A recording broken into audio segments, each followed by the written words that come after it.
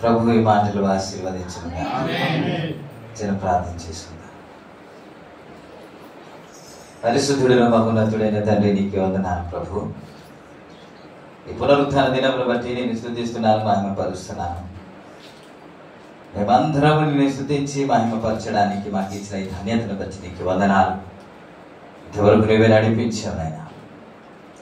వాక్య సందేశానికి వెలుచుండగా మీరే మాతో మాట్లాడండి. వినే చెవులు, గ్రహించే మనసు మా అందరికీ దయచేయమని వేడుకుంటున్నాను. నువ్వు మాట్లాడుచుండగా పరిశుద్ధాత్మదేవ ప్రతి ఒక్క హృదయంలో కార్యం చేయండి. మహిమ నీకే. యేసు నామములో అడుగుచున్నాము తండ్రి, ఆమేన్. Praise the lord. స్తోత్రం. మనం చదువుకున్న లేఖన భాగంలో, కావున ఏ దినము ప్రభు వచ్చునో మీకు తెలియదు గనుక మెలకుగా ఉండుడి. మరొక సందేశాన్ని మేము ముందు పెడుతున్నా. రాకడ సందేశంలో అనేక విధాలుగా మనము మాట్లాడుకుంటూ ఉన్నాం. ఇది కూడా ఒక సందేశం మీ ముందు పెడుతున్నా. పరిశుద్ధాత్మ దేవుడు ఇది వివరించడానికి నాకు సహాయం చేయనుగా. గట్టిగా ఆమేన్ చెప్తా. ఇప్పుడు మీరు నవ్వండి అని కానీ ఏం చెప్పను. ముందుకి మనం ఇందులో మాట మనం ధ్యానించాం. ఎలా ఉన్నారో అలాగే ఉండండి. ఇప్పుడు కావున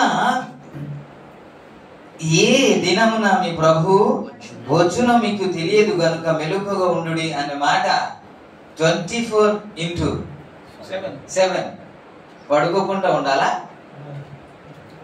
తెలివేసి ఉండాలా? అలా చూస్తారేంటంటే మెలకుగా ఉండడంటే అదే కదా. అంటే ఆత్మీయంగా మెలకుగా ఉండాలా? ఇలా రాకడ గురించి మాట్లాడుతూ ఆయన ఎప్పుడు వస్తాడో తెలియదు కాబట్టి అని చెబుతూ, ఆయన ఎప్పుడు వస్తాడో మనకే తెలియదు కాబట్టి మెలకుగా ఉండాలి అని చెబుతూ, ఇంకా 43వ వచనంలో ఏమంటాడంటే, ఏ జామున దొంగ వచ్చునో ఇంటి యజమానికి తెలిసి ఉండిన ఎడల అతడు మెలకువగుండి తన ఇంటికి కన్నము వేయనీయడని మీరెరుగుదురు అన్నమాట. ఇప్పుడు రెండు, మీరు నాకు ఆన్సర్ చెప్పాలి. రెండు, ప్రభు ఎప్పుడు వస్తాడో తెలియదు కాబట్టి మెలకువగుండాలా? దొంగ ఉన్నాడు కాబట్టి మెలకువగుండాలా? రెండు వచనాలు చదివా కదా. దొంగ ఏ జామున వస్తాడో తెలియదు కాబట్టి ఆ ఇంటి యజమానుడు ఒకవేళ దొంగ ఏ జామున వస్తాడో తెలిస్తే కన్నం వేయకుండా వాడు జాగ్రత్త పడతాడు, మెలకువగుంటాడు అని 43లో. అంటే 42లో మనం ఏం చదువుకున్నామంటే, మీ ప్రభు మన ప్రభు ఎప్పుడు వస్తాడో తెలియదు కనుక మెలుకు. రెండు మెలుకు.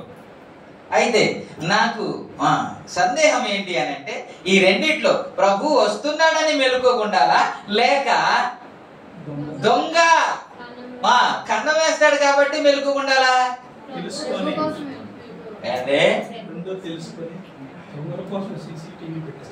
సీసీ పెట్టి పెట్టేసామంటే వారికి అక్కర్లేదు.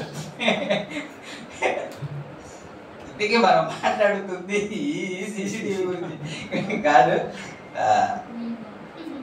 చెప్పండి, ప్రభు అతి త్వరలో కదా, ఇదిగో నేను త్వరగా వచ్చుచున్నాను అని ప్రకటన గ్రంథంలో చెప్పాడు కదా. కాబట్టి ఆయన త్వరగా వస్తున్నాడు కాబట్టి మెలుకోకుండాలా, లేకపోతే దొంగ ఉన్నాడు కాబట్టి మెలుకోకుండాలా? మెలుగుగా ఉండాలి. దొంగ వస్తున్నాడు కాబట్టి మెలుగుగా ఉండాలి. దొంగ దోచుకుపోతాడు కాబట్టి జాగ్రత్త పడాలి. మెలుగుగా పేతురులాగా ఎవరు ఉంటారో ఖచ్చితంగా వారు వాడబడతారు. ఏంటంటే ఈ మిగతా 11 మంది ఉండేవారు కదండి, ఈ గబుక్కున ఈయనే మాట్లాడేవాడు. ఎవరు? పేతురు. ఏది మాట్లాడితే గబుక్కున మాట్లాడేసి సిగ్గైపోయి, యేసుక్రీస్తు నీళ్ళలో నడుస్తుంటే నీకెందుకు, నేను కూడా నడిచేస్తానన్నాడు. మిగతా వాళ్ళంతా సైలెంట్ గా ఉన్నారు కదా, ఇతను కూడా ఉన్నాడు కదా, ప్రభు నీవే అయితే నాకు కూడా నడవడానికి దిగాడు, మునిగిపోయాడు. ఈ మిగతా 11 మంది ఏమని ఉంటారు? ఎందుకు నీకు ఎక్స్ట్రా అని ఉంటారా లేదా అని ఉంటారు. ఇప్పుడు నవ్వారు కానీ ఎవరైతే అలా ముందు ఉన్నారో వాడే ప్రథమ శిష్యుడు అయిపోయాడండి. అతనికంటే గొప్పవాడు ఇంకెవడు లేడు. శిష్యులందరికంటే గొప్పవాడు ఆయనే. గొప్పవాడు అంటే ప్రభు ఒక ప్రాధాన్యత ఇచ్చాడు. కాబట్టి మీరు సైలెంట్ ఉండి తప్పించుకోవడానికి ఉంటే మీరు పైకి రా. ఏదైనా సరే అది వచ్చిందో రాందో మీ మనసులో ఏదైతే తోచిందో మీకు ఏమైతే అర్థమైందో చెప్పడానికి ప్రయత్నం చేస్తే ఖచ్చితంగా దేవుడు ఆటోమేటిక్ గా మీకు నేర్పిస్తాడు. అందుకే స్తోత్రం. స్పందన ఉండాలి కదా. నేనే మాట్లాడుకొని వెళ్ళిపోతుంటా, మీరే కాకుండా స్పందన ఖచ్చితంగా. ఈ రెండింటిని ఎలాగా అనేది ఒక చిన్న మాట మీకు జ్ఞాపకం చేస్తాను. పాస్పోర్ట్ ఉంది కదండి, చాలా మందికి రెడీ చేసుకొని తీసుకెళ్తాను. పాస్పోర్ట్ ఉంది అనుకుందాం, వీసా కూడా ఉంది. మనం ఎక్కడికో వెళ్ళాలా, ఎయిర్పోర్ట్కి వెళ్ళాం. బస్ స్టాండ్ కానీ కాంప్లెక్స్ లో కానీ రైల్వే స్టేషన్ లో కానీ ఫోటోతో సహా వేసి ఉంటారు. ఏంటంటే దొంగలు ఉన్నారు, జాగ్రత్త, మీ బ్యాగ్ లో జాగ్రత్త అని ఉంటది కదా. ఇప్పుడు ఇతనికి వీసా ఉంది, ఇతను పాస్పోర్ట్ ఉంది, అన్ని ఉంది. ఇంకా కాసేపట్లో ఫ్లైట్ వచ్చేస్తుంది. ఒకవేళ దొంగడే వచ్చి వీసా పాస్పోర్ట్ తీసుకెళ్ళిపోయాడు అనుకోండి, వెళ్ళొచ్చా ఇంకో దేశానికి? వెళ్ళం కావదా? ఇప్పుడేమో ఇది టైం అయిపోతుంది, అటు వెళ్ళాలి అని అంటే ఇది జాగ్రత్తగా కాపాడుకోవాలి. ఏంటి? వీసా కాపాడుకోవాలి, పాస్పోర్ట్ కాపాడుకోవాలి. అదే లేకపోతే ఒకవైపు నుంచి ప్రభు అతి త్వరలో వచ్చేస్తున్నాడు, 42వ వచనము. ఇంకోవైపు నీ దగ్గర విలువైంది, అక్కడికి వెళ్ళడానికి నీకు ఏదో ఉంది కదండి, అర్హత ఏదో ఉంది కదండి. ఇదే నాకు పాస్పోర్ట్, ఇదే నాకు వీసా అని ఉంది కదా. ప్రభు సన్నిధికి వెళ్ళడానికి, పరలోక రాజ్యానికి వెళ్ళడానికి లేదా? ఉన్నాయి కదా. సో అవి దోచుకోవడానికి ఇంకొకడు ఉన్నాడు. అది దోచుకుంటే ఆయన వచ్చినా సరే 5 కన్యకుల్లాగా తలుపులు వేయబడతాయి, ఇంకా వెలుపట ఏడుస్తారు. కాబట్టి మనం వెళ్ళాలి అని అంటే ఇవన్నీ వెళ్ళక ముందు ఎవడో ఒకడు ఆపేస్తాడు కదా, ఎదురా నీ వీసా ఎదురా, నీ పాస్పోర్ట్ ఎదురా, ఎక్కడి నుంచి వచ్చావు ఏంటి అని అడిగేస్తాడు కదా. అవి లేకుండా నేను క్రైస్తవుడు అండి, నేను డైరెక్ట్ వెళ్ళిపోతానండి, పలానా క్రైస్ట్ చర్చ్ అండి అంటే అవ్వదు కదా. ప్రతిదీ స్తోత్రం. కాబట్టి ఆయన త్వరగా వచ్చేస్తున్నాడు. మనం మెలకుగా ఉండాలి. మెలకుగా ఉండాలి అని అర్థం, దానికి అర్థం ఏమిటి అని అంటే కన్నం వేయకుండా చూడటమే, అంతే కదా. ఏంటి? దొంగతనం చేయబడకుండా, దొంగతనం జరగకుండా, దోచుకొనబడకుండా, విలువైన వస్తువు ఆ దొంగ వచ్చి తీసుకెళ్లకుండా కాపాడమే మెలకుగా ఉండడం. అంతేనా అండి? అంతే కదా. అదే కానీ మనం బయటికి వెళ్ళాం అనుకోండి, మీరు ఒకసారి తాళం వేస్తాం, మళ్ళీ టిక్కు టిక్కు టిక్కు టిక్కు చేసి చూస్తాం, పడిందా లేదా అంట. ఎందుకు అది ఉంది కాబట్టి తాళం వేసి వెళ్ళిపోతే బయటికి వస్తాం, డోర్ తాళం వేస్తాం, మళ్ళీ టిక్ టిక్ టిక్ టిక్ అవుతాం. ఇన్ని జాగ్రత్తలు ఉంటాయే, ఉంటాయా లేదా? ఖచ్చితంగా ఉంటాయి. ఎందుకని? ఉన్నారు, ఎవరిని ఏమి నమ్మలేవు, పక్కనే ఉంటాడు, డొక్కలో పొడుస్తుంటాడు. కాబట్టి ఇలాంటి పరిస్థితి ఉన్నాయి కాబట్టి ఇన్ని జాగ్రత్తలు తీసుకుంటాం కదా. ఆ విలువైన వస్తువు దొంగడు వచ్చి తీసుకెళ్ళకోకుండా ఉండాలని ఎన్ని జాగ్రత్తలు తీసుకుంటాం కదా. మరి ఆత్మ సంబంధంగా కూడా అదే జాగ్రత్త తీసుకోమని కదా దేవుడు చెబుతున్నాడు. మీరు మెలుకోకుండి దొంగ వచ్చి కన్నం వేయకుండా చూడటమే మెలుకోదా, అంతకంటే వేరేది ఇంకంటే లేదు. యోహాను సువార్త 10వ అధ్యాయం 10వ వచనంలో వ్రాయబడిన మాట ఏంటో తెలుసా? దొంగతనం చేయడానికి, హత్య చేయడానికి, నాశనము చేయడానికినే వచ్చును అన్నమాట ఉంటది కదా. హత్యయు నాశనమును చేయడానికి వస్తాడు ఆయన, కానీ దేనికి రాడు. చాలు చాలు, మనకు కావాల్సింది దొంగ. అది చదివేశాం, మళ్ళీ ఇంకో మ్యాటర్ దానికి వెళ్ళకూడదు.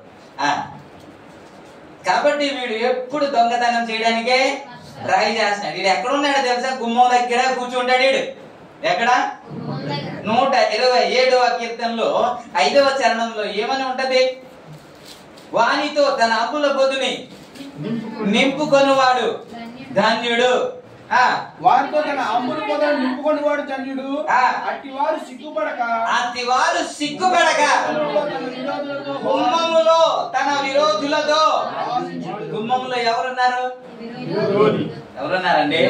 మీరు దాటి వెళ్తారుగా, మీరు వెళ్ళినప్పుడు బయటికి వెళ్ళినప్పుడు వయ్యా గుమ్మంలో ఎవరున్నారు తెలుసా? మన ఫ్రెండ్ ఏం కాదాడు, నువ్వు ఎప్పుడు వస్తావా అని ఎదురు చూస్తున్నాడు. ఆడు ఏంటి అని అంటే, నువ్వు యెరూషలేం నుండి ఎప్పుడు బయటికి వస్తావా అని గుమ్మం దగ్గర కాచి చూస్తున్నాడు ఆడు. లూకా సువార్త 10వ అధ్యాయంలో అదే చూస్తాం కదండి. 10వ అధ్యాయం 30వ వచనం నుండి కానీ మనం చదువుకుంటే, ఒక వ్యక్తి యెరూషలేం నుండి అందుకు యేసు ఇట్లా నేను ఒక మనుష్యుడు యెరికో పట్టణముకు దిగి వెళ్ళొచ్చు దొంగల చేతిలో చిక్కెను. వారు అతని బట్టలను దోచుకొని అతను కొట్టి ప్రాణంతో విడిచిపోయి. అప్పుడు ఒక యాజకుడు ఆ త్రోవను వెళ్ళి, ఎక్కడి నుంచి వెళ్తున్నాడు ఆయన? యెరూషలేం నుండి యెరికోకు వెళ్తున్నప్పుడు దొరికేశాడు. కాబట్టి యెరూషలేంలో ఉంటే క్షేమంగా ఉంటాడు. కాబట్టి యెరూషలేం నుండి ఎప్పుడైతే నువ్వు వస్తావో, మందిరం నుండి ఎప్పుడైతే వస్తావో, ప్రార్థన నుంచి ఎప్పుడైతే బయటకు వస్తావో, ఆత్మీయత నుండి ఎప్పుడైతే బయటకు వస్తావో, సహవాసం నుండి ఎప్పుడైతే బయటకు వస్తావో అని ఎదురు చూస్తున్నాడు వాడు. వాడు నీ వెండి బంగారాలు ఏమి తీసుకోడాడు. నీ నెక్లెస్లు, చెవు పోగులు, పాపిడి పిల్లలు, ఇవన్నీ ఏం తీసుకోడాడు. వాడాను ఇవన్నీ ఏం తీసుకోడు. ఏం తీసుకుంటాడు? ఆడికి కావాల్సింది తీసుకుంటాడు. Praise the lord. మనం అక్కడికి వెళ్ళడానికి వెండి బంగారాలు అక్కర్లేదు. కావాలా? అక్కర్లేదు. అక్కడికి వెళ్ళడానికి వెండి బంగారాలు ఉంటే మనం వెళ్ళిపోతాం అని కాదు కదా. ఇక్కడ సంపాదించింది ఇక్కడే ఉండిపోతాం. కానీ ఏదో మనం సంపాదించాం, అవి మనము జాగ్రత్తగా కాపాడుకోవాలి.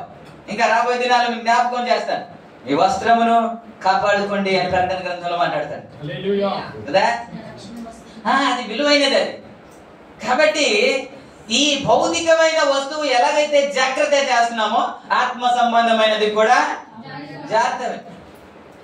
చాలా మందికి తెలియకుండానే దోచుకొనబడుతుంది, తెలియకుండానే దొంగతనం జరిగిపోతుంది. ఇంకా ఉంది అని ఫీల్ లో ఉన్నారు, కానీ ఎప్పుడో వాడు తీసేసుకున్నాడు, ఎప్పుడో దొంగతనం అయిపోయింది. ఇప్పుడు ఏ ఫీల్ లో ఉన్నామంటే, మేము పరలోక రాజ్యానికి వెళ్ళిపోతాం ఇంకా ఉన్నాయి అన్నట్టు ఫీలింగ్ లో ఉన్నా. అందుకే ప్రభు ఏ జామున వస్తాడో, ఏ గడియలో వస్తాడో తెలియదు. కాబట్టి ఆయన సమీపంగా ఉన్నాడు. కాబట్టి ఆయన రాకడ సమీపంగా ఉంది. కాబట్టి దొంగతనం చేయడానికి ఆయన రెడీగా ఉన్నాడు. కాబట్టి మీరు మెలకుగా, మెలకు అంటే పడుకోకుండా అలా ఉండడం కాకుండా, నీ విలువైన వస్తువును కాపాడుకోవడమే మెలకు. స్తోత్రం. హల్లెలూయా. ఇప్పుడు బైబిల్లో ఆదికాండం 2వ అధ్యాయము మనం తరచుగా చదువుకున్న లేఖన భాగం ఉంటది కదా. అందులో 15వ వచనం, 2వ అధ్యాయం 15వ వచనం, మరియు దేవుడైన యెహోవా నరుని తీసుకొని ఏదోను తోటను సేద్యపరచుటకును కాయుటకును దానిలో ఎవరిని? ఇది చాలా సార్లు వివరించాను, మళ్ళీ ఇప్పుడు మీకు అడుగుతున్నాను. ఇప్పుడు కాయడానికి కదా అన్నాడు. ఏం చేయడానికి అంటే ఎవరైనా ఏదైనా తీసుకెళ్లిపోతారేమో. ఆ తోటలో విలువైన ఫలాలు ఉన్నాయి కాబట్టి, మంచి ఫలాలు ఉన్నాయి కాబట్టి ఎవరైనా తీసుకెళ్లిపోతాడని వాచ్మెన్ గా పెట్టాడు. అంతేనా? ఏంటండి? వాచ్మెన్ గా, కాపులాగా పెట్టాడు. ఎందుకు? అప్పుడు ఏమైనా మనుషులు ఉన్నారా? ఉన్నారండి? పోనీ ఏదైనా తోటలో ఉన్నంత వరకు అయితే మీరేమనుకుంటారంటే అప్పుడు గురించి కాదండి, ఇంకా నెక్స్ట్ జరగబోయే దాని గురించి ఏమో మాట్లాడేటంటే ఆ ఏదైనా తోటలో ఉన్నంత వరకు ఎవరు లేరు, ఏదైనా తోట నుంచి బయటికి వచ్చే వరకు కూడా ఇంకెవరు లేరు కదా. మరి దేని గురించి ఆయన కాయాలి? మనం తరచుగా మనం ధ్యానం చేస్తున్నాం కదా, ఒక పట్టణం ఉందని, ఒక ఊరు ఉందని, ఆ ఊర్లో ఎవరు తాళము లేరంటే అండి, ఎవరు లేరు. మీరు కూడా అలా చేసి ఇంకోగలరు. తాళం ఎవరు లేరంటే ఎందుకని? దొంగలే లేరు కదా, దోచుకునే వారు లేరు. ఎక్కడ సామాన్లు అక్కడే ఉంటాయి. ఇంత మంచి రోజులు మన భారతదేశానికి వస్తే ఎంత బాగుంటుందో కదా. ఎక్కడిదక్కడ వదిలేసి పరిగెత్తి వెళ్ళిపోయినా సరే అంత ధీమాగా ఫ్రీగా మనం బయటికి వెళ్తాం. తాళం వేసి ఉంటాం, 30 తాళాలు వేసి ఉంటాం. అక్కడ ఇక్కడ తాళం వేసి ఉంటాం. బీచ్కి వెళ్ళి అందరు ఆడుతూ ఉంటే మన మైండ్ అంతా ఇక్కడే ఉంటది. తాళం వేసాను కానీ సరిగ్గా వేసాను లేదో, ఎవడు వచ్చాడా దూరిపోయాడా ఏం తీసాడా ఇక్కడే ఉంటది. నీ ధనం ఎక్కడ ఉండే అంతే ఖచ్చితంగా ఉంటది. కాబట్టి దొంగడు ఉన్నాడు కాబట్టి జాగ్రత్త పడాలి. అప్పుడు ఎవరు ఉన్నారు చెప్పండి? ఎవరైనా ఉన్నారా? ఎవరు లేరు కదా. మరి దేనికని అలా రాశాడు? ఇది తప్ప ఏమండి? ఇది తప్ప? ఎవరు లేనప్పుడు ఇది కాయరా అంటే దానికి అర్థం ఏమైనా ఉందా? ఎవరైనా దోచుకున్న వారు ఉంటే ఇది కాయరా అంటే బాగుంటది కదా. ఎవరు లేరంట, అది సేద్యపరచుటకును కాయుటకును నరుని తోటలో పెట్టాడంట, ఏదైనా తోటలో. అక్కడ మనుషులు ఎవరు లేరు, ఎవరు లేరు. దీని గురించి మీకు జ్ఞాపకం చేశాను. తోట అనగా ఒక కుటుంబం అని జ్ఞాపకం చేశాను. తోట అనగా ఒక కుటుంబం అని జ్ఞాపకం చేశాను. ఒక చెట్టు ఉంటే దానికి తోట అనరు అంటారా? ఒకటి కంటే ఇంకెక్కువ ఉంటే తోట అంటారు. ఒకలే సింగిల్ గా ఉంటే కుటుంబం అనరు, ఫ్యామిలీ అనరు. ఒకరికంటే ఎక్కువ ఉంటేనే కుటుంబం అంటారు. ఆ కుటుంబంలో కాయడానికి ఎవరిని పెట్టాడు? నరుని పెట్టాడు. దేవునికి ఇష్టం. ఏమిటి తోట? చెట్టు కూడా మనిషిని పోల్చాడు కదా. మనిషిని చెట్టుతో పోల్చాడు కాబట్టి చెట్టుకి ఏమొస్తాయి? ఫలాలు వస్తాయి కదా. ఫలాలు వస్తాయి, ప్రతి చెట్టుకి ఫలాలు వస్తాయి. కుటుంబంలో కూడా ప్రతి ఫలాలు ఉంటాయి. కాబట్టి ఆ ఫలాన్ని దొంగతనము చేయబడకుండా, దొంగ వచ్చి దోచుకొనకుండా ఎవరిని పెట్టాడంటే ఒక నరుని పెట్టాడంట. దేవునికి ఇష్టం.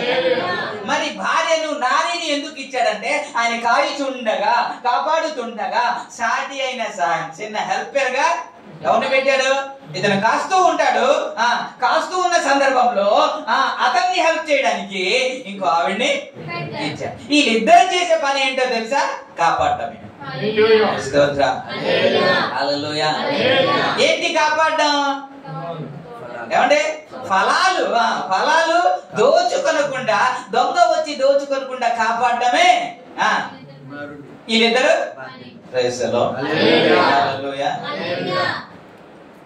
అందుకే ఆయన ఏ జామున వస్తాడో తెలియదు. కాబట్టి దొంగ వచ్చి దోచుకొనకుండా ఉండాలి అని అంటే మీరు మెలుగు కలిగి ఉండాలి. ఇప్పుడు ఆత్మ సంబంధంగా కొన్ని మాటలు మనకు జ్ఞాపకం చేస్తాను. ఇప్పుడు భౌతికమైన దాన్ని దొంగతనం చేయడానికి రాడు, కానీ ఆత్మ సంబంధమైన విలువైనది దోచుకోవడానికే వస్తాడు. ఇప్పుడు మన గలతీ రాసిన పత్రిక 5వ అధ్యాయము 22వ వచనం నుండి మనము చదువుకుందాం. 22వ వచనం నుండి. అలాగా గబగబా చదవద్దు. అయితే ఆత్మ ఫలమేమనగా, ఆత్మ ఫలము ఏమనగా ఏంటంట? ప్రేమ ఏంటంట? ఏంటి ప్రేమ ఏంటి? అందరు చెప్పండి. ఆత్మ ఫలం. ఆ ఫలాన్ని దోచుకోవడానికి ఎవరు వస్తారంట? ఈ ప్రేమ లేకపోతే మనం వెళ్ళలేమని కొరింథీ రాసిన పత్రిక 13వ అధ్యాయంలో చెప్పాడు కదండి. మనుషుల భాషలో మాట్లాడినప్పటికీ కూడా, ప్రవచన వరము కలిగి ఉన్నప్పటికీ కూడా ప్రేమ లేనివాడైతే వ్యర్థుడను అనేసాడు కదా. శరీరం కాల్చుకోవడానికి ఇచ్చేసినప్పుడు కూడా, తన ఆస్తి అంతా బీదలకు ఇచ్చినప్పటికీ కూడా ప్రేమ లేనివాడైతే మనుషుల భాషలతోను దేవదూతల భాషలతోను నేను మాట్లాడను, ప్రేమ లేని వాడైతే మ్రోగెడు కంచు గణగణలాడు తాళమునై ఉండును. చాలు. Praise the lord. అందరూ స్తోత్రం చెప్పండి. మనుషులందరూ స్తోత్రం చెప్పండి. కాబట్టి ప్రేమ లేకపోతే లేదు అని కదా దేవుడు చెప్పేశాడు. కాబట్టి ఇది ఉంటే నువ్వు డైరెక్ట్ గా వెళ్ళిపోతావు. కాబట్టి ఆయన వచ్చేస్తున్నాడు. కాబట్టి అది నీ దగ్గర ఉంది. కాబట్టి నువ్వు వెళ్ళకుండా ఉండాలి అని అంటే బైబిల్లో వ్రాయబడిన మాట ఏంటంటే, నరకం అనేది మనకు కాదంట, సాతానికి, సాతాను అనుచరులకును అది సృజించబడితే ఇప్పుడు వాడు ఏం చేస్తున్నాడంటే, నేను ఎలాగో ఖాయం, నాకు రిజర్వేషన్ అయిపోయింది, నేను అక్కడికి వెళ్ళిపోతాను, కానీ నాతో పాటు కొంతమందిని తీసుకెళ్లిపోవాలని వాడు ప్రయాసపడుతున్నాడు. వాడితో పాటు తీసుకెళ్లిపోవాలని ప్రయాసపడుతున్నాడు. అందుకే నువ్వు అక్కడికి వెళ్ళకూడదు అని నీకు ఉన్నాయి కదా సర్టిఫికెట్, కొన్ని ఆధారాలు ఉన్నాయి కదా, అవి దోచుకుంటే చాలు, ఇంకా నువ్వు అక్కడికి వెళ్ళడానికి అవకాశము లేదు అని ఆయన వచ్చేస్తున్నాడు. కాబట్టి వీడు దొంగతనం చేయడానికి రెడీగా ఉన్నాడంట. అందుకే ప్రభు వారు చెప్పారు, మీరు మెలకువగా ఉండండి. హల్లెలూయా. ప్రేమ దోచుకుంటాడు ఆయన. కొన్ని కుటుంబంలో ప్రేమ మీకు అడిగితే ఉన్నాయా మీ కుటుంబంలో అంటే భలే ఉన్నాయండి అంటారా మీరు? కొంతమంది భర్తలు ఇలా ప్రేమగా మాట్లాడటం చేత కాదు, వాళ్ళు ప్రేమగా భార్యతో మాట్లాడటం చేత కాదు. డ్యూటీ నుంచి, ఉద్యోగం నుంచి, ఎక్కడి నుండో వస్తారు, కొన్ని చిరాకపడి వస్తారు, ఏదో కష్టపడి వస్తారు. వచ్చేటప్పుడు పాపం పిల్లల్ని తేడానుకో, లేకపోతే పక్కింటికి ఏదో అడగడానికి వెళ్తుంది ఈవిడ. ఎక్కడికి వెళ్ళావు తెలీదా, ఇంట్లో ఉండడా, రావటం ఒక ప్రేమగా మాట్లాడు. లేదండి ఎక్కడికి వెళ్ళాను అని అంటే ఒప్పుకోడు, సీరియస్ అయిపోతాడు. పోనీ అంత అయిపోయిన తర్వాత మంచిగా మాట్లాడతాడా అంటే నిలబెట్టు అంటాడు. నీళ్ళు పెట్టిన తర్వాత స్నానం చేసేస్తాడు. ఉండవా సరదాగా మాట్లాడచ్చు కదా. ఎందుకు తెలిసి అలాగవుతుందో మీరు అనుకుంటారు. ఆయన కోపం కదండి, అలాగండి, కొద్దిగా పని చేసి వచ్చాడు కదండి అనుకుంటా. కాదు, ఆ ఫలం అక్కడ లేదు. ఆ ఫలం లేకపోతే ప్రేమగా ఎవరు మాట్లాడలేరు. ప్రేమగా దగ్గర తీసుకొని సరదాగా మాట్లాడుకుని ఎన్ని రోజులు ఉన్నాయి? భర్తలారా లేకపోతే భార్యలారా, పక్కనే కూర్చొని ఎవరితో మాట్లాడాలా? భార్యతో కదండి ప్రేమతో మాట్లాడాలా, భర్తతో కదండి ప్రేమతో మాట్లాడాలా, మరి కుటుంబంతో కదా ప్రేమతో మాట్లాడాలా. ఇక్కడ లేదు కదా, ఇక్కడ లేదు కాబట్టి ప్రేమగా మాట్లాడలేకపోతున్నా. ఏదో అనుకుంటా, మా అత్త ఇలాగండి, మా కోడలు ఇలాగండి, నా కొడుకు ఇలాగండి, ఇలాగనుకుంటున్నావు. కానీ అసలు ప్రేమే దోచుకున్నాడు కదా వాడు.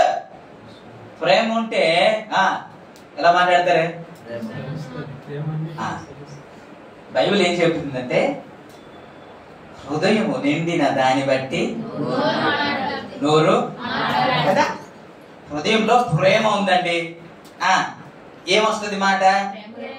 కోపమా అంటే ఆగ్రహమా, చిరాక కదా. ఇక్కడ ఏముంది? పూర్తిగా ప్రేమ ఉంది. కానీ మాటలు రావట్లేదుగా. వస్తున్నాయా? రావట్లేదుగా. మీరేమనుకోవడం, ఫోన్లేండి చిరాకు వచ్చారు అనుకుంటారు. కాదు, ఆడెప్పుడో దోచేసుకున్నాడు, ఎప్పుడో దొంగతనము జరిగింది. పోనీ భర్త కాలేదనుకున్నాం, నీకు కూడా సగము బాధ్యత ఉంది కదా. ఎవరికి? భార్యకి ఉంది కదా. నువ్వైనా కాపాడాలి కదా, నువ్వైనా అది సంపాదించుకోవాలి కదా.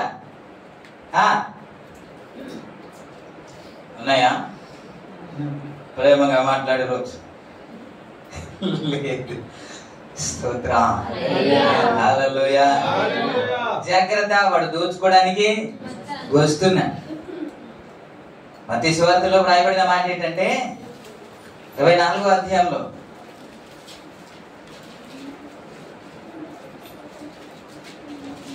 12వ వచనంలో రాయబడిన మాట, అక్రమం విస్తరించుట వలన, విస్తరించుట చేత అనేకుల ప్రేమ ఏంటండి? అక్రమం ఎప్పుడైతే విస్తరిస్తుందో క్రమం ఉండదు కుటుంబంలో, క్రమానుసార జీవితము ఉండదు. ఎప్పుడైతే ఇది ప్రారంభం అవుతుందో దేవుని ప్రేమ ఉండదు. నువ్వు ప్రేమగా మాట్లాడడం వాడికి ఇష్టం ఉండదు. ఒకరినొకరు ప్రేమతో మాట్లాడుకోవడం వాడికి ఇష్టం ఉండదు. కాబట్టి ఈ ప్రేమ ఉంటే ప్రేమ చాలా చెప్పాడు కదండి. 4వ వచనం నుండి కొరింథీ రాసిన పత్రిక 13వ అధ్యాయము 4వ వచనం నుంచి ప్రేమ దీర్ఘకాలము సహించును, ప్రేమ దీర్ఘకాలము, ప్రేమ మత్సరపడదు, ప్రేమ డంబము ప్రవర్తించదు, అది ఉప్పొంగదు, అమర్యాదగా నడవదు, సత్ప్రయోజనమును విచారించుకొనదు, త్వరగా ప్రేమలో ఇవన్నీ ఉన్నాయి కదండి. ఇవన్నీ కనబడట్లేదు కదా. ఇప్పుడు కనబడుతుందా? ఎక్కడ కనబడట్లేదు. అందుకే చెబుతున్నాను, వాడు దోచుకోవడానికే వస్తున్నాడు, విలువైన ఫలాన్ని దోచుకోవడానికే వస్తున్నాడు. అందుకే ఏదైనా తోటను నరుని దేవుడు పెట్టాడు. ఇప్పుడు కూడా దేవుడు మాట్లాడుతున్న మాట ఏంటంటే, దొంగడు ఉన్నాడు, వాడు దోచుకోవడానికి వస్తున్నాడు, కాబట్టి మీరు మెలకువ కలిగి ఉండండి అని దేవుడు చెప్పాడు. ఎలా దీన్ని కాపాడదాం అంటే, ఎప్పుడు మనం ప్రార్థనలో ఎత్తుపట్టుకోవాలి కదా. కుటుంబం గురించి, భార్యలైతే భర్తల గురించి, భర్తలైతే భార్యల గురించి, పిల్లల గురించి మనం ఎంతగా ప్రార్థన చేయాలి. ఏమంటే చిన్నపిల్లలు కదా, రోడ్డు దాటి వెళ్ళాలంటే వదిలేస్తారా మీరు? ఎందుకు వదిలేరు? సండే స్కూల్కి వెళ్ళారు కదా, ఎందుకు మధ్యలో పారిపోతున్నారు? ఏమైనా జరుగుతుందేమో అని కదా ఇంత జాగ్రత్త తీసుకుంటున్నారు కదా. మన పిల్లల ఆత్మీయత కాపాడబడాలని కూడా మీరు అంత జాగ్రత్త తీసుకోవాలి కదా. అదే శరీరంలో ఏ హాని కలగకూడదు అని మీరు అంత జాగ్రత్త తీసుకుంటారు, మంచిదే. తల్లిదండ్రులుగా అలా తీసుకోవాలి. కానీ ఆత్మ సంబంధంగా కూడా వారు కాపాడబడాలనే సోయమని అందరికీ ఉండాలి కదా. అపవాది ఉన్నాడు, దోచుకుంటాడు. ఇప్పుడు కొన్ని పుకార్లు వచ్చాయి ఏంటంటే, చాలా అంటే యూపీ నుండి ఎక్కడి నుంచి 500 మంది ఆ ట్రైన్ లో దిగిపోయారు. వారు మెదడు తీసుకెళ్లిపోతున్నారు, బ్రెయిన్ తీసుకెళ్లిపోతున్నారు, చంపేస్తున్నారు, కళ్ళు గిల్లు లాగేస్తున్నారు, ఈ కిడ్నీలు తీసేస్తున్నారు. ఏదో ఒక ఫోటో కానీ ఒక వీడియో దొరికితే అది వైరల్ చేసేస్తారు. ఇంకా వచ్చేసారు, 500 మంది వచ్చేసారంట, ఒకే ట్రైన్కి వచ్చేసారంట. ఇలాంటివి జరుగుతుంటాయి కదండి. పోనీలే, కొంతమంది ఇప్పుడు ఆ డబ్బు సంపాదించడానికి కిడ్నాప్ చేయడమే ఇప్పుడు ఇది అయిపోయింది. ఇప్పుడు చిన్నపిల్లల్ని కిడ్నాప్ చేయడం ఇలాంటివి కూడా జరుగుతున్నాయి. కాబట్టి మనం జాగ్రత్త పడుతున్నాం. మరి ఇలాంటివి జరుగుతున్నాయి అంటే ఆత్మ సంబంధంగా వాడు కిడ్నాప్ చేయడానికి వాడు రెడీగా ఉన్నాడు కదా. ఉన్నాడా లేదా? నేను దోచుకోవడానికి, విలువైన వస్తువు దోచుకోవడానికి. అందుకే దొంగతనం చేయడానికి, హత్య చేయడానికి, నాశనం చేయడానికే వాడు వస్తున్నాడు.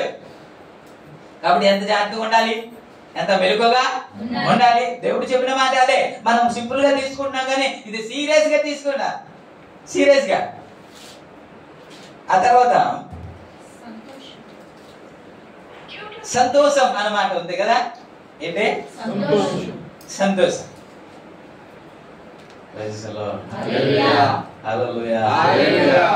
ఈ సంతోషము ఆత్మ ఫలాల్లో ఒకటంట, అంతేనా?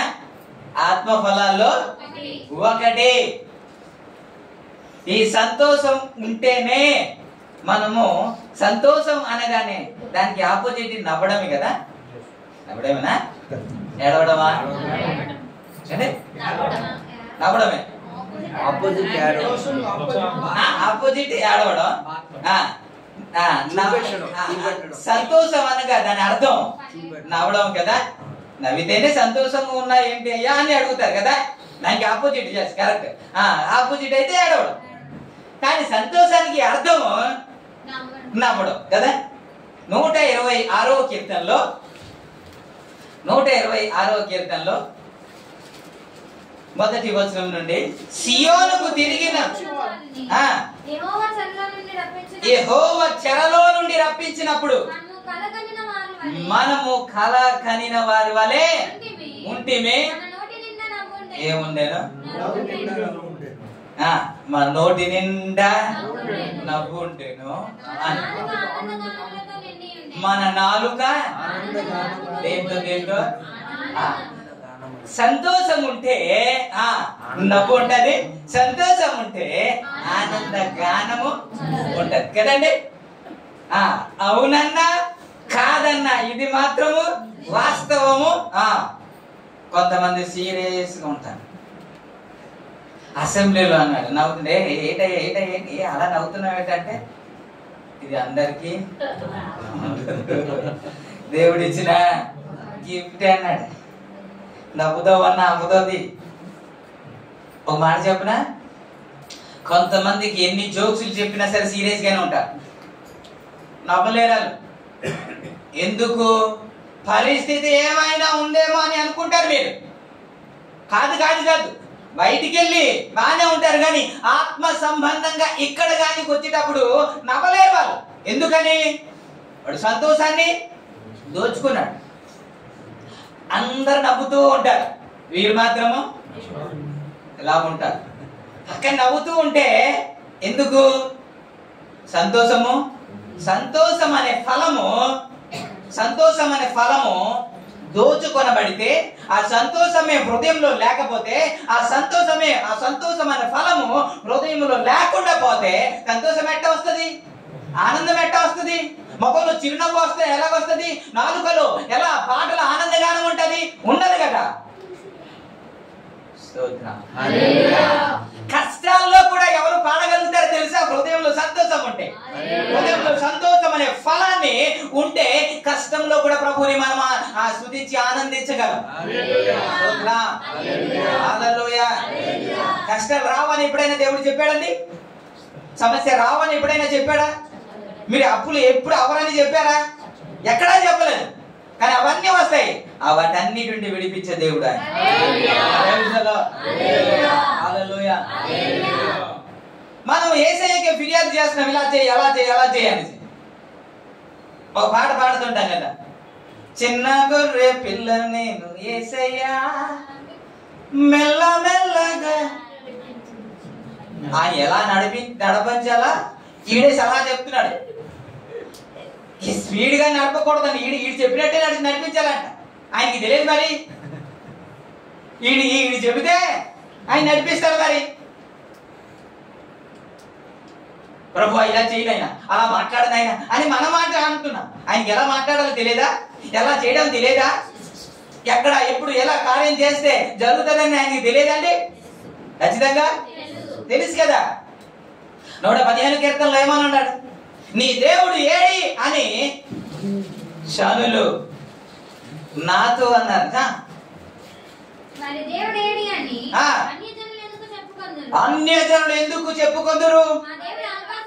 మా దేవుడు ఆకాశమందు ఉన్నాడు, తనకు ఇష్టం వచ్చినట్టు, తనకి నచ్చినట్టు, తనకి ఇష్టమైనట్టు ఆయన చేస్తున్నాడు. మనకి ఇష్టమైనట్టు కాదు, దేవునికి ఇష్టం. హల్లెలూయా.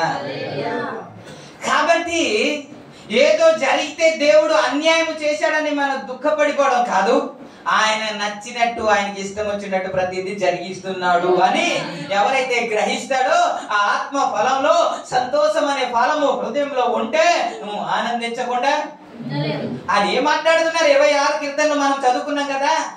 మా నోటి నిండా ఏముండేదంట? నవ్వే ఉండేది. నా నోటి నిండా నవ్వు ఉండేదండి. ఇమానుయేల్ తెలుసు కదండి, కొంతమందికి తెలుసు.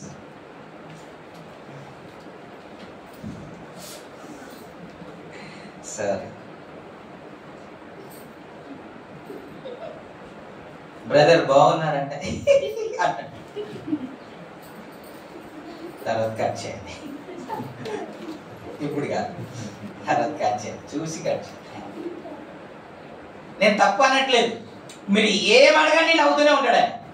మీరు ఏమడిగినా నవ్వుతూ, సందర్భం కాకపోయినా నవ్వుతూ ఉంటాడు. నవ్వడం కూడా ఒక గిఫ్టే, నవ్వడం కూడా ఆ గిఫ్టే, నవ్వడం కూడా ఒక ఫలమే. దేవునికి స్తోత్రం. ఆ నవ్వు లేకుండా, ఆ సంతోషం లేకుండా నీకు చెయ్యాలనే కదా వాడు దోచేసుకున్నాడు. దోచుకోవడానికి వాడు కష్టం.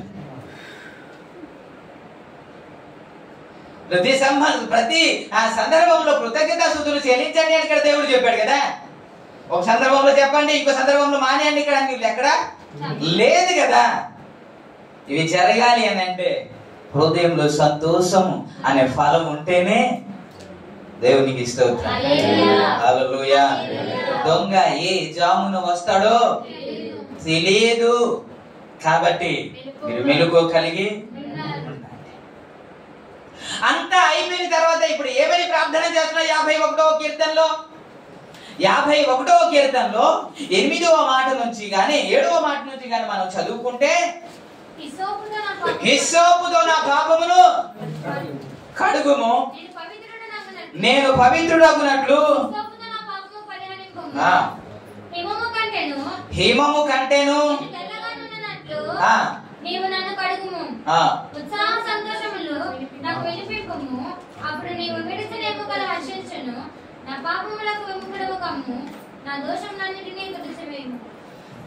దేవా, నా యందు శుద్ధ హృదయం కలుగు చేయము, నా అంతరంగములలో స్థిరమైన మనస్సును నూతనముగా పుట్టించుము. Praise the Lord. హల్లెలూయా. ఉత్సాహ సంతోషము నాకు వినిపింపుము, అప్పుడు నీవు విడిచిన ఎముకలు హర్షించును, నా పాపములకు విముఖుడవు కమ్ము, నా దోషములన్నిటినీ తుడిచివేయము. నా దేవా, శుద్ధ హృదయము కలుగజేయము, నా అంతరంగంలో స్థిరమైన మనస్సు నూతనముగా పుట్టించుము, నీ సన్నిధిలో నుండి నన్ను త్రోసివేయకుము, నీ పరిశుద్ధాత్మను నా యొద్ద నుండి తీసివేయకుము, నీ రక్షణ ఆనందము నాకు మరలా. ఏమని ప్రార్థన చేస్తున్నాడు, ఏమని ఏడుస్తున్నాడు అని అంటే, నీవు నాకు రక్షణ ఆనందం ఇచ్చావు కదా, ఆ రక్షణ ఆనందము మరలా పుట్టించు. దావీదు ప్రార్థన చేసిన ఈ ప్రార్థన అండి, ఎప్పుడైతే తప్పు చేశాడో, ఎప్పుడైతే పొరపాటు చేశాడో, ఏవేవి పోగొట్టుకున్నాడు అన్నమాట ఉంటది కదా, ఏవేవి పోగొట్టుకున్నాడు అన్నమాట. 10వ వచనం నుండి నా యందు శుద్ధ హృదయము అంటే శుద్ధ హృదయము ఏమి పోయి అంటే ఉండవలసింది పోగొట్టుకున్నాడు. తర్వాత నా అంతరంగంలో స్థిరమైన మనసు లేదు. ఆ తర్వాత నీ సన్నిధిలో నుండి నన్ను త్రోసివేయకుమంట, నీ పరిశుద్ధాత్మను నా యొద్ద నుండి. ఇవన్నీ నష్టం జరిగింది ఎందుకు తెలుసా?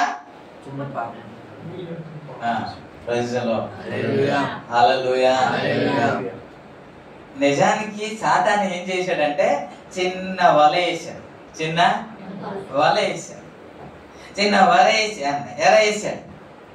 ఈడు ఎలా రియాక్ట్ అవుతాడా అని చిన్నది వేశాడు, అంతే.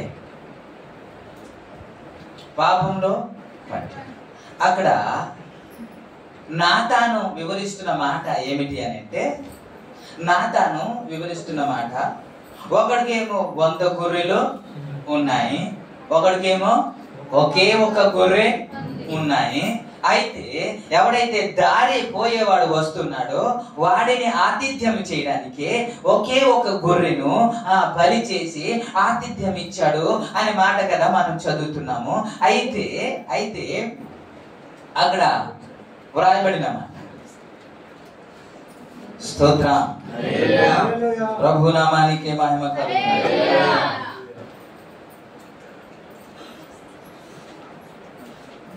ఎక్కడ ఆగిపోయాం?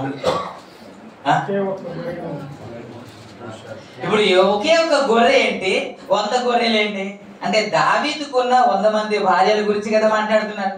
ఈ ఒకే ఒక గొర్రె బత్షెబ గురించి కదా మాట్లాడుతున్నారు. ఊరియా భార్య అయినా బత్షెబ గురించి కదా మాట్లాడుతున్నాడు. ఇప్పుడు సాతాను ప్రేరేపించాడు ఎవరిని? దావీదును ప్రేరేపించాడు. ఇప్పుడు అప్పటికి ఒక 100 మంది భార్యలు ఉన్నారు కదా, 100 మంది భార్యలు దావీదుకి కదా. ఇప్పుడు ఎక్కడుంది ఏంటి అనేది కాదు, ఆ ఎగ్జాంపుల్ గురించి మీకు జ్ఞాపకం చేస్తున్నానండి. 100 మంది ఇతనికి లేకపోతే 100 గొర్రెలు ఉన్నప్పటికీ కూడా ఒకే ఒక గొర్రె అంటే బెత్షెబ గురించి మాట్లాడుతున్నాడు కదా. ఈ ఒకే ఒక గొర్రెను ఆశిస్తున్నాడు. అప్పుడు దావీదు ఏమనుకోవాలంటే, అరే 100 గొర్రెలు ఉన్నాయి కదా, నేనెందుకు అందులోకి వెళ్ళాలి, ఆ ఒకే ఒక గొర్రె ఎందుకు నేను లాగేసుకోవాలి అనే ఒక సోయి ఉండాలి కదా, నాకు ఇంక 100 గొర్రెలు ఉన్నాయి కదా, నేను అటు వెళ్ళకూడదు అని ఉండాలి కదా, ఇది అపవాది ప్రేరేపిస్తున్న ప్రేరేపణ అని వారికి తెలియాలి కదా. అది తెలియకుండా ఆ మెనుక లేకపోవడం కదా పడిపోవాడు. స్తోత్రం. ఆ మెనుకొద్ద ఉంటే, అరే నేను అలా చేయకూడదు, అలా చేస్తే మంచిది అని గాని, మంచిది కాదు అని గాని ఒకవేళ మెలుకోదుంటే అందులో పడ్డానికి అవకాశము లేదు కదా. ప్రభు నామానికి మహిమ. హల్లెలూయా. ఎప్పుడైతే తప్పు చేశాడో, ఎప్పుడైతే పొరపాటు చేశాడో అతని నుంచి వెళ్ళిపోయింది ఏంటి తెలుసా? సంతోషము లేకుండా, ఆనందము లేకుండా దోచుకొనబడ్డారు. అందుకే అంటున్నాడు, నీ రక్షణ ఆనందం మరలా నాకు నూతనముగా పుట్టించు అన్నాడు. దేవునికి స్తోత్రం. నేను అందుకే చెబుతున్నాను, దొంగ ఈ సంతోషాన్ని దోచుకోవడానికి వస్తున్నాడు కాబట్టి ఈ నీ కుటుంబంలో, నా కుటుంబంలో సంతోషం లేకుండా చెయ్యడానికే పన్నాగం పనుకున్నాడు. కాబట్టి వెలుకోకండి. ప్రభునామానికి మహిమ.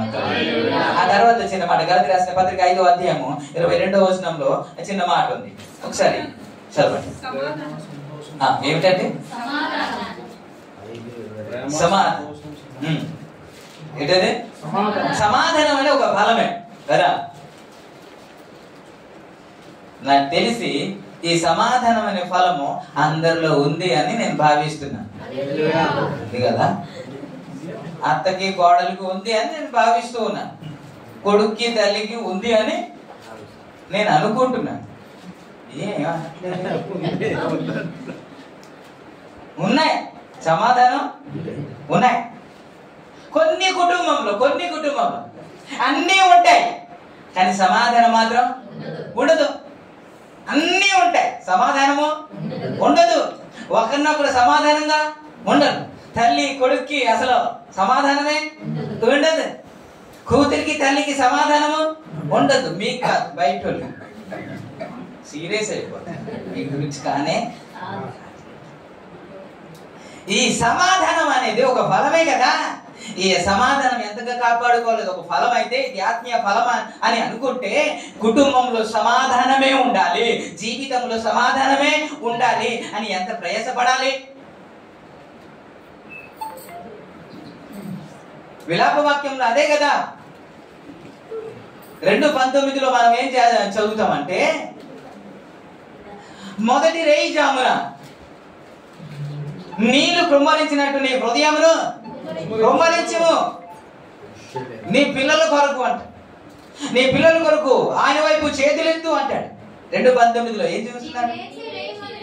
నువ్వు లేచి రేయి మొదటి జామున మొరపెట్టుము, నీళ్లు కృమ్మరించినట్టు ప్రభు సన్నిధిలో నీ హృదయమును కృమ్మరించుమని. చాలు చాలు చాలు. దేవునికి స్తోత్రం. హల్లెలూయా. పిల్లల కొరకు, వారి సమాధానం కొరకు, కుటుంబ సమాధానం కొరకు కుటుంబంలో చొరబడి సమాధానం లేకుండా చేయడానికి వారు ప్రయత్నం చేస్తుండగా మెలుకోకుండి కాపాడగలగాలి కదా మనం. స్తోత్రం. హల్లెలూయా. సమాధానాన్ని నేను కాపాడుకున్నాను అని చెప్తే అంతకంటే సంతోషం ఇంకొకటి లేదు. హల్లెలూయా. రక్త సంబంధంలోనే సమాధానము ఉండదు. మళ్ళీ మాకే అనుకుంటారు, కాదు, పురుష ప్రాంతానికి వెళ్తుంటాను కదా, అక్కడ జరిగిన సంఘటన మీకు చిన్నగా వివరిస్తున్నాను అంతే. అనగములే, మాటలు ఉండవు. దేవునికి స్తోత్రం. సమాధానం ఉండదు. అతను మాట్లాడితే ఏంటి, మాట్లాడకపోతే అనుకుంటున్నాం. కాదు, సమాధానం అనేది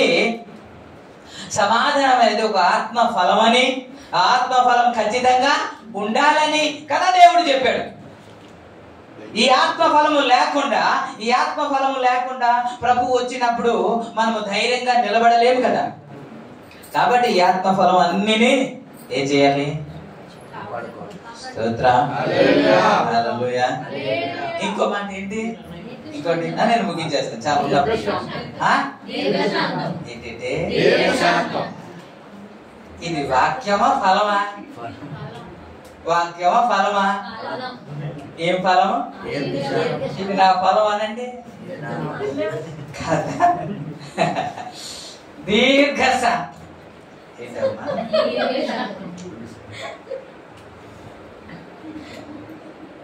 దీర్ఘశాంతం అంటే ఏంటి? ఎవరు ఏమన్నా సరే శాంతమ్మ అని ఒకటి పేరు ఉంటుంది. శాంతమ్మ అని పేరు తప్ప మాట్లాడితే నాకు బామే దేవునికి ఒప్పిస్తలే. అక్కడ ఎవరు లేరు, అందుకే స్థితిస్తున్నాను. అందుకే నాకు సాదాగా కనపడుతున్నాను. వెజిటేరియన్స్ యంత్రం.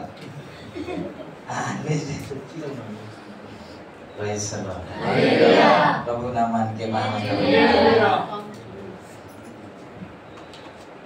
దీర్ఘశాంతం ఉండాలంట ఎవరిలో.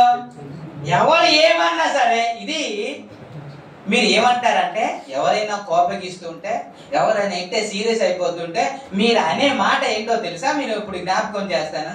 అతనికి బీపీ ఎక్కువ అండి. ఏంటి? అతనికి బీపీ ఎక్కువ అండి, ఆవిడికి బీపీ ఎక్కువ అండి, అందుకేనండి ఇట్టే సీరియస్ అయిపోతుంది అంటారు కదా. అంటారా లేదా? బీపీ 240 వచ్చినా సరే కోపము రాని వ్యక్తికి ఒకరు చూపించిన నేను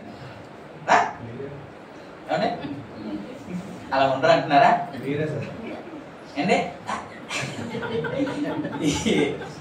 యేసుక్రీస్తు ప్రభు తోటలోనికి వెళ్ళి, ఆయన గెత్సెమనే తోటలోనికి వెళ్ళి ప్రార్థన చేసినప్పుడు ఆయన చెమట రక్త బిందు వలె క్రింద పడుచుండెను అన్న మాట ఉంటది. కానీ కాబట్టి ఇది ఎవరు రాశారు? మత్తయి రాయలేదు, ఇది మార్కు రాయలేదు, లూకా రాశాడు. లూకా ఎందుకంటే అతడు వైద్యుడు కాబట్టి రక్తము ఎప్పుడు వస్తది? ఈ చెమట రంధ్రం నుంచి ఎప్పుడు రక్తం వస్తుంది అంటే 240 బీపీ దాటితేనే అది చెమట రక్తం నుండి లేకపోతే ఆ రంధ్రం నుండి ఆ రక్తం బయటికి వచ్చేస్తదంట. దేవునికి స్తోత్రం. హల్లెలూయా.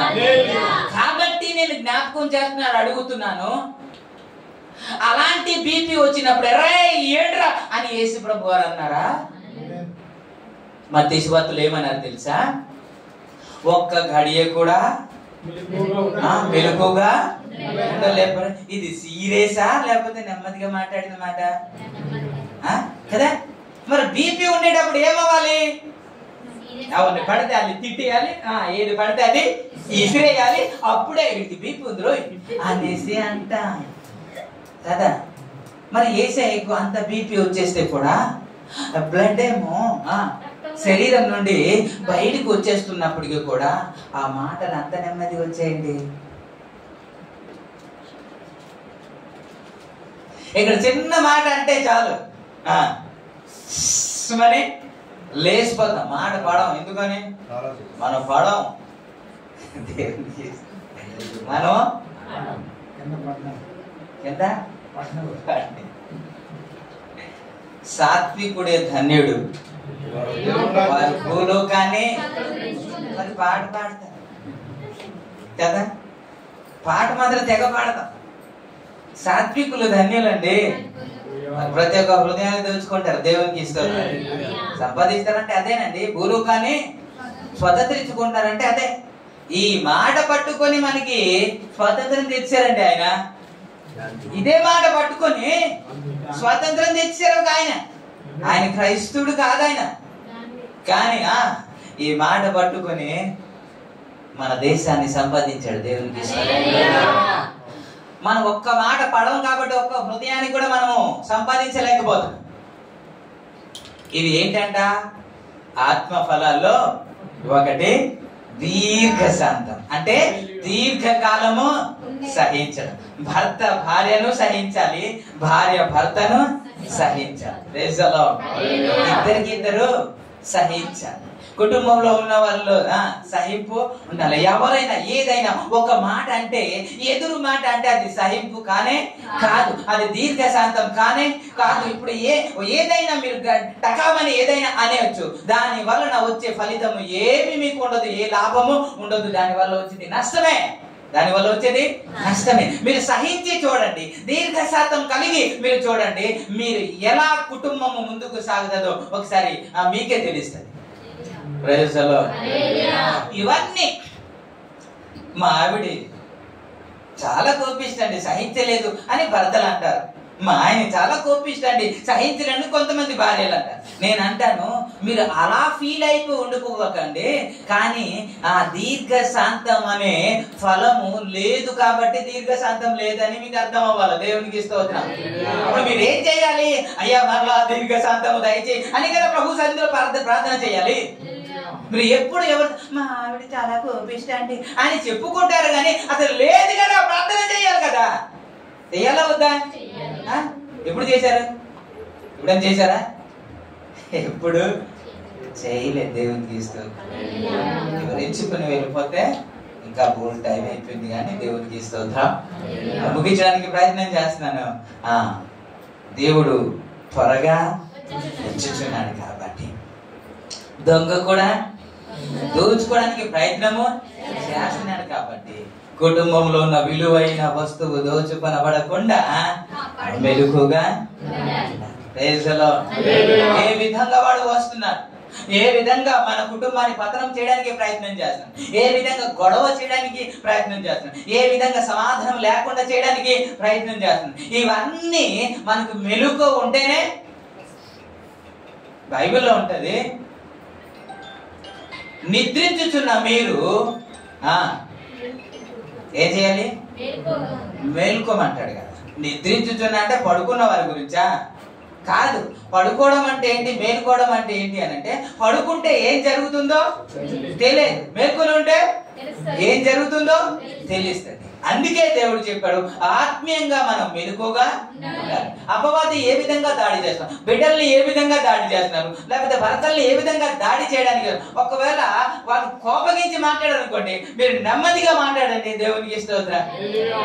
అప్పుడు ఏంటి తెలుసా, ఆ మండుతున్న ఆ మంటలో ఒక బిందె నీళ్ళు వేసినట్టు ఉంటది. దేవునికి స్తోత్రం. అది నా ఒక్క మాట అంటే మనం ఊరుకుంటావా?